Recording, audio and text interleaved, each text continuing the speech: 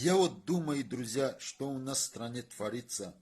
Раньше было стыдно в камеру попасть, мало кто в WhatsApp голос отправлял. Инстаграм, что было с именем своим, даже это было стрёмно, скажем так.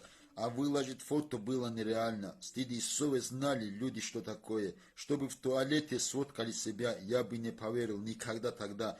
Было стыдно людям выставлять себя, а сейчас, смотрите, все наоборот. Что с постели фотки утром выставлять, утром просыпаясь, выходить в эфир и говорить на тему, как прошла их ночь, было же зазорно, где же тот позор. Назло выставляли кого-то в YouTube, позорить, унизить, смеяться над ним, а люди боялись хайп поймать, друзья, это было низко, ниже некуда. Ну сейчас я вижу, всем на все плевать, сходятся, расходятся, хайп поймать, друзья, люди с ума сходят, хайповать хотят, деньги все меняют, это не секрет, убеждаюсь в этом день за днем уже.